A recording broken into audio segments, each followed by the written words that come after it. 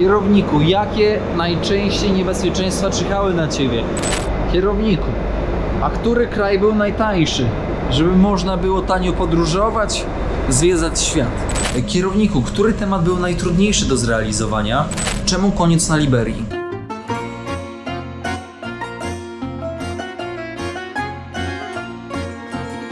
Szanowni Państwo, pożegnałem się z Magdą i ruszam w drogę w kierunku Polski, więc to będzie ostatni odcinek z naszej podróży. I mam tylko godzinę 30 minut na to, żeby się dostać na lotnisko, bo trochę się zasiedziałem. Niedobrze, prawda? Holendria, ostro. Ale dzisiaj zimno. Zimno jak nie wiadomo co. Troszkę się zasiedziałem u Magdy. Teraz czekam na 744 i tutaj w Portugalii, żeby zatrzymać autobus miejski, trzeba machnąć, bo w przeciwnym razie niestety się nie zatrzyma. Więc muszę pilnować i muszę złapać stopa tutaj. A noite caiu tomando meu vinho, fez do meu ouvido grande. Trzeba będzie się chyba pokusić, moi drodzy, o krótkie podsumowanie całej podróży przez Afrykę. No i kilka odpowiedzi na najczęściej zadawane pytania pod filmami. Myślę, że niektóre odpowiedzi mogą Was zaskoczyć i mogą być inne niż myślicie. Ale o tym na spokojnie, musimy teraz zdążyć na lot. Jeżeli uda się dotrzeć na lotnisko, jeszcze mieć chwilkę czasu przed lotem, to postaram się odpowiedzieć na te pytania, bo sobie zapisałem w swoim magicznym notatniczku. Zaraz Wam pokażę ten notatnik. Nie wiem, czy pamiętacie z pierwszych odcinków, gdzie kupiłem ten notatnik. Kupiłem go w Kołobrzegu, kupiłem go w księgarni lokalnej w Kołobrzegu, gdzie sprzedawał pan z Nigerii. No i wszyscy myśleli wtedy, pamiętacie, że wszyscy myśleli właśnie, że jadę do Nigerii. No tak. Trafiony, nietrafiony, zatopiony. As roupas do varal, os limão do quintal e a pasta impermeável. Mam jeszcze 3 przystanki do tego, żeby wysiąść na lotnisku. Ktoś by zapytał, kierowniku, który kraj był najbardziej skorumpowany w całej podróży? W tej podróży, w tym projekcie. Więc bez dwóch zdań, moi drodzy, Liberia była najbardziej skorumpowanym krajem, jakikolwiek w życiu odwiedziłem. Nigdy nie byłem w tak mentalnie skorumpowanym kraju.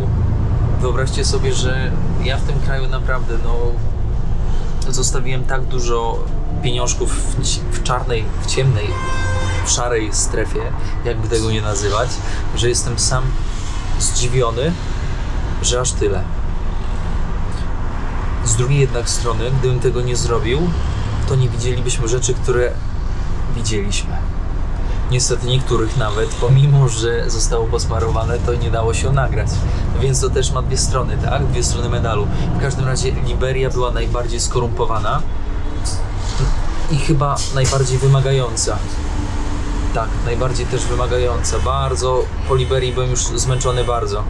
Zresztą moje ciało też pokazuje, że już było zmęczone całą podróżą.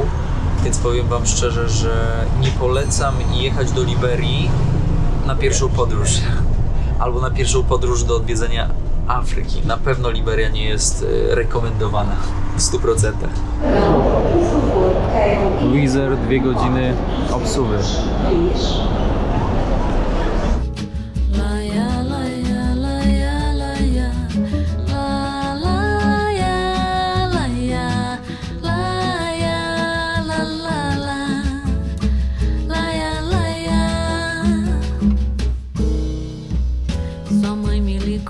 Contando uma história que a chuva levou todo equipamento.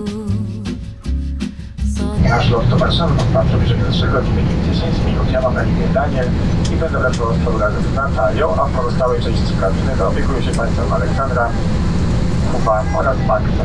Jak zawsze chcę dla Państwa komfortu i bezpieczeństwa i jesteśmy w pełni gotowi do startu, dlatego bardzo prosimy o upewnienie się, że mają Państwo zapięte pasy.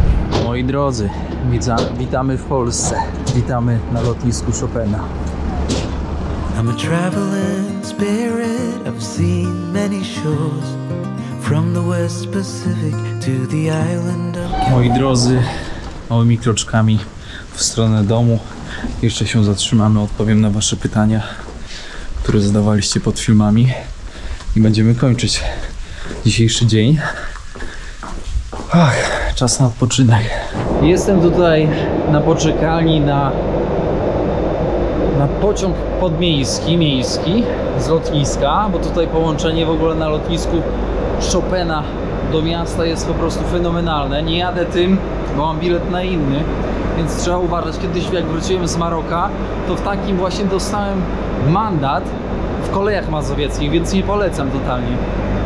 Mam w notesiku zapisane pytania. No i pytacie tak: kierowniku, najprzyjemniejszy kraj do podróży w tej podróży. Więc bez dwóch zdań Gambia. Dwójka to będzie Gwinea-Bissau. Naprawdę bardzo przyjemnie mi się tam podróżowało. W Gambii było naprawdę, ludzie też super mili, przyjemni, uśmiechnięci, życzliwi. Więc tak, Gambia, Gwinea-Bissau i trzecie miejsce może być zaskoczeniem, Sierra Leone. Sierra Leone naprawdę też ciekawie się podróżowało i było przyjemnie. Kolejne niebezpieczeństwo w podróży po Afryce. Kierowniku, jakie najczęściej niebezpieczeństwa czyhały na ciebie? Moi drodzy, najczęściej no to oczywiście kieszonkowcy, ludzie, którzy chcieli ci coś skroić, co masz w kieszeniach. I tak na dobrą sprawę nic innego, takiego bardziej, wiecie, zaawansowanego. Kieszonkowcy. To jest najłatwiej skroić i pamiętajcie, że złodziej też się boi i też wie, że może coś stracić, więc po prostu najzwyczajniej w świecie pilnujcie wszystkiego, co macie ze sobą, a wszystko, co się da, no to przyczepiajcie na taki sznurek, po prostu. Wszystko, co na sznurku, bezpieczniejsze 10 razy. Więc tak, nie zdarzyło się w żadnym momencie podróży, żeby ktoś chciał mi wybić zęba. Gdzieś tam były takie, wiecie, sytuacje, które widzieliście na filmach, że ktoś próbował wyrwać kamerę i takie tam szmery bajery, ale to wszystko się da ogarnąć w zupełności. Więc jako takich niebezpieczeństw na kierownika w czasie podróży na kierownika nie czyhało więcej, takich bardziej zaawansowanych. Kierowniku, w którym kraju najbardziej kierownik był napastowany o pieniądze? Już wam mówię. Liberia i Sierra Leone. Te dwa kraje przeszły samych siebie i na dobrą sprawę w życiu, tak jak wspomniałem wcześniej jeszcze w pytaniu o korupcję, no to w życiu nie zostawiłem tyle pieniędzy w kraju w czarnej strefie. Więc no i tam po prostu było nagminnie, cały czas ktoś przychodził i prosił, niezależnie jak był ubrany, czy wyglądał jak niechlój, jak był nawet ktoś wojskowy, czy jakiś policjant, to prosili nawet, wiecie, o pieniądze na wodę, albo o pieniądze na jedzenie. To w sensie, wiecie, jak ktoś nie jest bezdomnym, no to prosi o wodę, no bo kurczę, no na wodę ktoś ci nie da, więc no to takie psychologiczne zagrania. Wszyscy prosili. Bez wyjątku, naprawdę, byłem w szoku. Kierowniku, a który kraj był najtańszy, żeby można było tanio podróżować, zwiedzać świat? Moi drodzy, z tych krajów, które odwiedziliśmy, Gambia, Senegal, Gwinea-Bissau, Gwinea-Conakry, Sierra Leone, Liberia, najtańszym krajem była ewidentnie Gambia i Gwinea-Bissau, a najdroższym krajem, moi drodzy, była Liberia. Dzwonek, żeby skończyć wybór.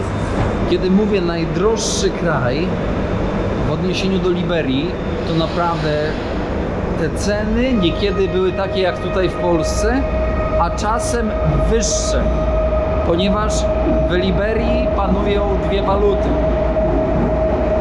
Dzięki, Paweł. W Liberii mamy dwie waluty, dolar liberyjski i dolar amerykański. I niestety ten dolar amerykański bardzo mocno psuje krew w tamtym kraju. O, to jest ciekawe pytanie. Kierowniku, czy często spotykałeś innych podróżników?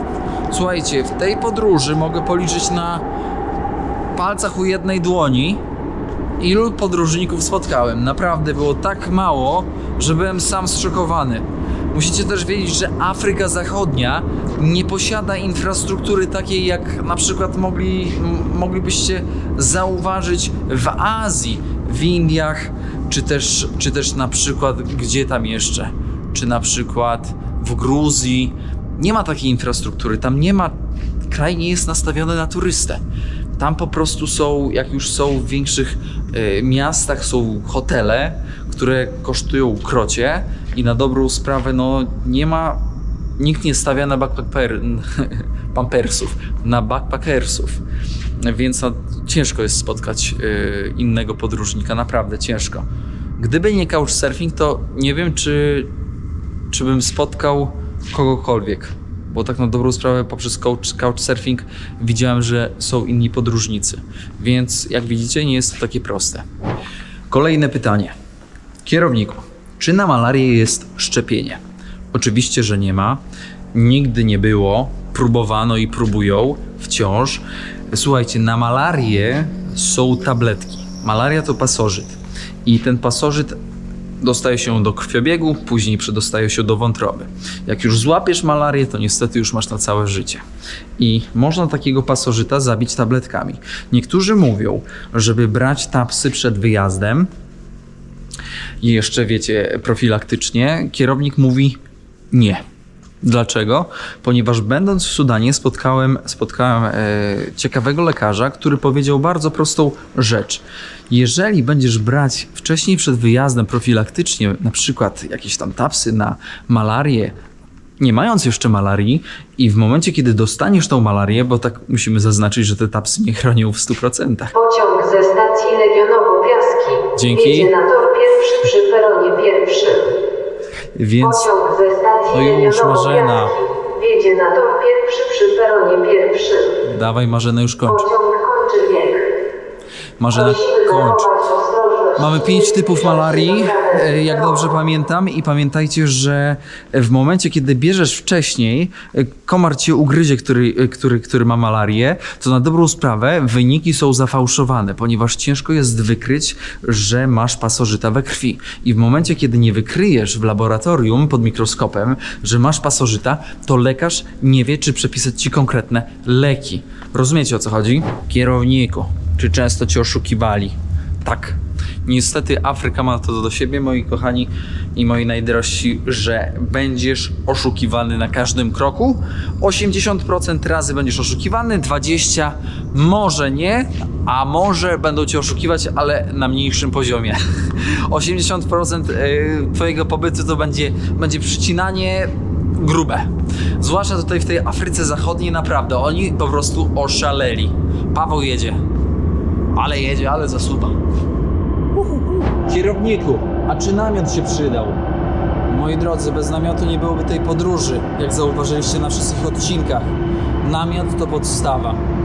Tam, gdzie nie ma infrastruktury turystycznej, namiot jest wymagany. Nie wiem, co mi uderzyło do głowy, że z pomysłem, żeby nie brać namiotu w tym projekcie, w tej podróży. Nie mam pojęcia. Moja podróż by się zakończyła po tygodniu w Gambii bez namiotu, gdybym go nie miał w plecaku. O, jest moja S3. Tym będziemy jechać do domu. Na Kimandero. Kierowniku, czy coś się popsuło? Tak, popsuło się dużo rzeczy i nie sądziłem, że tyle się popsuje. A więc tak, kamera zaczęła szwankować, pomimo że jest nowa. Baterie do kamery zaczęły się rozlatywać, pomimo że są Nie no, Paweł, nie świruj. Baterie do kamery zaczęły się rozsypać, pomimo że są te bardziej takie droższe, oryginalne i w ogóle. No i z materaca zaczęło schodzić powietrze. Nie tak, że 100%, ale zauważyłem, że schodzi. No i ja niestety mam tak, że jak nawet zejdzie 30 czy 20% tego powietrza z materaca, to po prostu tak mi się biodra tak zapadają i wtedy bardzo źle śpię. Więc on musi u mnie być niestety bardzo dobrze napompowany, więc będę musiał to ogarnąć, naprawić, zgłosić na reklamację. Kierowniku, czy samotna kobieta w Afryce może jechać sama? Powiem tak. Gdyby Hania powiedziała, że jedzie do Afryki Zachodniej, tak jak ja teraz, no to bym powiedział: ty, Hania, zastanów się i pomyśl o tym, żeby znaleźć kogoś, żeby z kimś pojechać. A najlepiej, żebym to był ja. Uważam, że mieszany team, mężczyzna i kobieta, to jest bardzo dobre rozwiązanie. Czy kobieta da sobie radę? Na pewno da sobie radę, ale musi być to kobieta twarda, to musi być kobieta, która stawia konkretnie granice, to musi być kobieta pewna siebie, kobieta, która jak krzyknie, to wszyscy się nam wokół posrają, kolokwialnie ujmując. To musi być kobieta naprawdę mężna, o tak bym powiedział. Niestety nie są to kierunki lekkie i przyjemne. Co widzieliście na odcinkach niekiedy. Zauważcie też, jak ci ludzie, te miny, niektórzy z was wyłapują te miny, to nastawienie tych ludzi lokalnych wokół. No i niestety trzeba zauważyć, że na niektórych odcinkach widać niechęć do przybysza. Może to też być spowodowane tym, że jest kamera. Więc kamera też kreuje dystans i niestety ten dystans czasami bardzo ciężko jest zniwelować. Kierowniku, czy temperatura mocno utrudniała podróż przez Afrykę Zachodnią? Bardzo mocno. Jeżeli macie możliwość, to ruszajcie do Afryki Zachodniej. Najlepiej to w grudniu, w styczniu, ponieważ wtedy są najlepsze temperatury, ale trzeba też zaznaczyć, że noce są bardzo zimne, więc ten śpiwór też musi być troszkę lepszy. Dobra? W czasie, kiedy my jechaliśmy przez Afrykę Zachodnią, no to jak mogliście zauważyć, że niekiedy było po 35 stopni. Niestety temperatura ma to do siebie, że szybciej męczy organizm, ale też organizm się bardziej odwadnia, mniej minerałów, słabsze jedzenie i później na przykład schodzi z rąk skóra. Więc trzeba na pewno bardziej o siebie dbać i bardziej na siebie uważać, bo można dostać udaru po prostu. Czy coś zgubiłeś w tej podróży?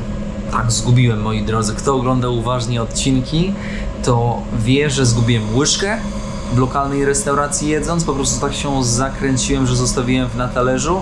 No i zgubiłem bokserki. Nic nie byłoby w tym dziwnego, gdyby nie fakt, że łyżkę miałem jedną, więc stan 0, bokserek 2 pary, więc stan 1. No, więc jak ogarniecie sobie, no to mało komfortowa sytuacja. Widzicie? Kierownik w czasie poczekania na transport do domu sobie ogarnia odcinek. Dobra, kolejne pytanie, też dość ciekawe, bo nie zawsze takie pytania padają. Kierowniku, który temat był najtrudniejszy do zrealizowania? Powiem wam, że bez dwóch zdań najtrudniejszy był temat odnośnie diamentów i złota, kopalni złota i kopalni diamentów, ponieważ jest to mówimy o rzeczach tak dochodowych, że wpuszczenie osoby wiecie, z zewnątrz mogło budzić strach, lęk przed tym, że ten przybysz może coś skroić. I ja w zupełności to rozumiem. To było naprawdę trudne i na odcinku też jak witamy w ogóle tam u tego ziomeczka w tym biurze, gdzie pokazuje on diamenty i pokazuje złoto, to na filmie widać jak się normalnie pocę, jak normalnie krople potu spływają mi po plecach. No więc nie było to łatwe. Kierowniku, jaka waluta w Afryce Zachodniej? W Afryce Zachodniej, moi drodzy, macie przeróżne waluty i na dobrą sprawę najlepszym i najbardziej bezpiecznym sposobem jest zabranie dolarów. Nie zabieranie euro, tak na dobrą sprawę. Nie zabierajcie euro ze względu na to, że są to kolonie, załóżmy francuskie. Nie zabierajcie euro. Najgorsze, co można zrobić, tylko i wyłącznie dolary. Dolary są wszędzie, na dolary wszyscy czekają. Przelicznik dolara do lokalnej waluty jest zawsze najkorzystniejszy. Jak zrobicie taki błąd, jak kierownik zrobił, zabierając euro, to później będziecie wymieniać euro na dolary w przeliczniku 1:1, czyli za 100 euro dostajesz 100 dolarów, czyli tracisz na tym, żeby nie skłamać, to tracisz na tym, ile tracisz. No policzcie sobie, ile tracisz, no to będziecie wiedzieć, ile się traci. No, powiem wam, że straciłem naprawdę bardzo dużo pieniędzy. Znaczy, no nie dużo, no trochę. Po prostu to jest mój błąd i nauka na przyszłość. Kolejne pytanie. Kierowniku, czy usuwasz komentarze pod filmami? I już tłumaczę. Oczywiście, że nie. YouTube niestety bądź stety segreguje komentarze względem swojego algorytmu, więc te, które są poczytniejsze, są na górze, te, które są mniej poczytne, są na dole. To też pewnie zależy od tego, jak często komentujesz. Jeżeli komentujesz często na kanale, to te komentarze pojawiają się wyżej, a jeżeli rzadziej, no to na pewno niżej. Więc one gdzieś są w tym stosie tych wszystkich setek tysięcy komentarzy, one gdzieś tam sobie wędrują. Czy usuwam komentarze? Bardzo rzadko, ale tak. Usuwam komentarze, które są wulgarne. Nie lubię wulgarnych komentarzy. Kanał nie jest po to, żeby wylewać jakąś wulgarną żółć. W miesiącu może usuwam jeden komentarz. Naprawdę bardzo mało, bo mamy fantastyczną społeczność i która naprawdę ma wysoką kulturę osobistą, więc na dobrą sprawę mam mało roboty w tej kwestii. No i tutaj uczulam ludzi tych, którzy są wulgarni, bo nie ma tutaj litości. Będzie bite. Ale się tutaj zasiedziałem. Normalnie szok. Dobra, idziemy dalej. Czemu koniec na Liberii? Już mówię. Koniec na Liberii ze względu na to, się zaplułem troszkę, ze względu na to, że ciało dostaje mocno w kość i w momencie, kiedy ciało jest osłabione, to niestety na czarnym lądzie wszystko, co najgorsze, się czepia takiego zmęczonego człowieka. Taka malaria, taka żółta febra, czy dur brzuszny. Więc na dobrą sprawę, jeżeli ktoś czuje, że jego ciało jest słabe, to nie polecam jechać do Afryki. Ponieważ, moi drodzy, prawdopodobieństwo, że coś się posypie zdrowotnie, jest tak wysokie, że aż ciężko po prostu, aż ciężko pomyśleć o tym. Więc pamiętajcie, silne ciało, silny umysł i wtedy jedziemy w podróż. A jeżeli jest mniej silny, no to wybieramy takie bardziej, powiedziałbym, przystępne i bezpieczniejsze kierunki pod względem higieny, pod względem klimatu. Na pewno, jeżeli ktoś ma problemy zdrowotne, to nie wybierałbym klimatów tropikalnych. To taka sugestia. Ojejku, zaraz będziemy kończyć, w sensie musimy skończyć, wypadałoby skończyć. Ostatnie pytanie, jeżeli macie jakiekolwiek inne pytania, to polecam pod tym odcinkiem po prostu zadać je, a ja z przyjemnością spiszę i przy kolejnej transmisji na żywo odpowiem wam na nie. Ostatnie pytanie, czy kierowniku relacjonowałeś tylko i wyłącznie na YouTubie? Nie. Odpowiedź brzmi nie, bardzo krótko. Też przecież wiecie, że jest blog, że jest Instagram, że jest Facebook, że jest TikTok, więc możecie mnie tam poszukać i tam na pewno znajdziecie inny content, niżeli ten, który mamy tutaj na YouTubie. Tutaj na YouTubie mamy, powiedziałbym, wisienkę na torcie. Tutaj wszystko jest, co potrzeba. Tam są bardziej takie krótkie informacje z trwania podróży. Więc zachęcam do zostania z kierownikiem na przykład na Instagramie, ponieważ warto. Najzwyczajniej w świecie. Łatwiejszy kanał do komunikacji, szybszy. Moi drodzy, bardzo dziękuję za dzisiejszą podróż, za całą podróż przez Afrykę Zachodnią, przez te 6 krajów, które zrobiliśmy. Zachęcam do obejrzenia wszystkich serii. Jeżeli obejrzeliście wszystkie serie, to dajcie znać. I tymczasem też zachęcam do obejrzenia poprzednich serii, bo to też ważne, żebyście widzieli, jak to jest w świecie, jak to jest tam daleko. Więc moi kochani, wszystkiego dobrego, zdrówka życzę, pozdrawiam wszystkie czarki i pulpety, szanujcie się i szanujcie swoich bliskich. Tymczasem pozdrawiam i melduję, że wróciłem z czarnego lądu cały i zdrowy. Dziękuję za wspólną podróż. Czołem.